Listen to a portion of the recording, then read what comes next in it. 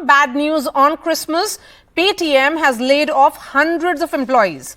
The company says it aims to eliminate repetitive tasks and roles in phases as the company is in the midst of a cost-cutting drive due to the implementation of AI automation. In fact, Paytm spokesperson told NDTV, "We'll save 10 to 15% in employee costs," and Paytm has fired 500 to 700 employees based on non-performance in 2021. So the big question that we ask, based on this layoff, has AI become a threat now? Joining me on the show, we have Jibu Elias. He is a member of Global Futures Council on AI at WEF, and Ujjwala Sabharwal is head of talent acquisition at Health Edge India. Beginning with you, Jibu Elias, increasingly, if we were to look at the predictions that are coming in for 2024, it is being said that by 2030, 90% of the global content will be done by the AI.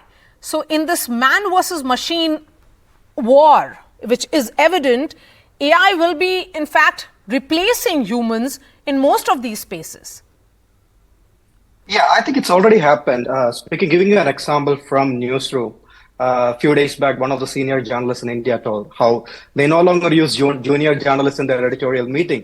Instead, they have an AI tool which will record their conversation, transcribe it, and highlights the key points. So AI-related job loss it's not something that we can run away from. It's totally inevitable. And we have seen the numbers. For example, earlier this year, Goldman Sachs published a report which clearly points out that as much as 300 million jobs worldwide could be affected by the current state of AI. Even though 25% of the jobs are in US and Europe. And there's a big question, what can we do about it? And we were often given this false narrative, right? In 2018, if you ask somebody in some space of AI, I have done that. I have interviewed many people. They will say, oh, all the creative jobs will be safe. And look what has happened with ChatGPT, Midjourney, and DALL-E and other tools. So that's one thing. Now everyone is saying emotional jobs will be safe. As long as, this is a technology unlike any other technology, right? Previous technologies replaced mostly human labor. They never, ventured into the territory of human cognition and human thought process, which AI is doing. So, and as long as companies are driven by profit, I think we will see a lot of large scale layoffs. So Ujjwala will be able to explain that perhaps better because of she being a senior director of HR. So Ujjwala, in terms of hiring, has that gone down? Are you hiring less people?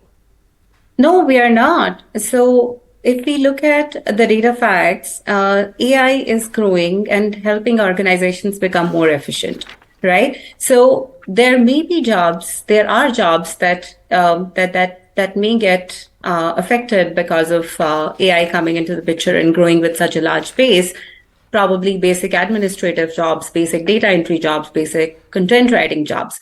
But if we look at the data facts, there have been a lot of jobs that have been created by AI. Where were we hiring data engineers, data labelers, data scientists, prompt engineers about 5 years ago? So let's realize the fact that AI has created a lot of opportunities and has been proven to be a paramount in terms of making organizations more efficient. Is it really about making organizations more efficient? Because Jibu, I was speaking to one of the senior bureaucrats, and he gave me a sense that there is a great concern now among the policy makers because the overall hiring in top institutes of India, be it the IIMs or the IITs, has gone down because of this AI. Yeah, that's true. I mean, what Ujjwala said, I need to conduct something because even World Economic Forum came out with a report saying that there will be new jobs created by AI. And that number for the coming decade is just 2.6 million. So there is this limited niche of jobs, machine learning engineers, prompt engineering, data labelers, which may be obsolete in the next 2 years, the prompt engineering and data labelers. These are very niche expert jobs. You can't say a copywriter who's 50-year-old who lost his job to go learn data science so that you will get a job. That's unfair. So the reality is, this is how it's going to work. They say AI is a person without AI will be replaced by a man with AI. How the reality will be, a person with AI can replace hundreds or thousands of people without AI. And we have seen it. And I think we are all using ChatGPT, GPT-4 these days. We have all seen its power. It's a very, how do I say, very pessimistic scenario. And unlike any other technology, AI is growing fast. Its growth has been exponential. So it's a worrying state, and we don't know what kind of scenario we will be in the next 2 years. We never anticipated something like ChatGPT a year ago. So we need a thorough policy work. We need thorough analysis. How do we ensure that the next generation of Indians, we are a youth, country and a youthful country, and how they will have a very good job, like a meaningful job that will let them earn livelihood. So then in that case, what you are essentially hinting at is that meaningful job that Indians aim to look for after, studying at some great institutes that we have, that meaningful space of jobs will be gone. So then what really happens here, Ujjwala? If you have a case of Paytm, a news sector which opened only in the last 7-8 years is going ahead with layoffs of this nature. They're calling it non-performance, but whatever said and done, it's about, understanding, and the layoff has happened in operations, sales, engineering teams. So these are areas which are very replaceable as per the AI functions. So are you then looking at a scenario in which there will be new skill sets that will be needed? People have to go in for a completely different education. They'll have to get newer ideas, newer skill sets, and then only they'll be employed. See, let's start with a very basic question. And I agree with some of the points that Jibu also said, that there are very few jobs that are being added by AI. But again, let's start with a very basic question here. Will companies want to grow by cutting down costs, or they would want to grow by increasing the revenue?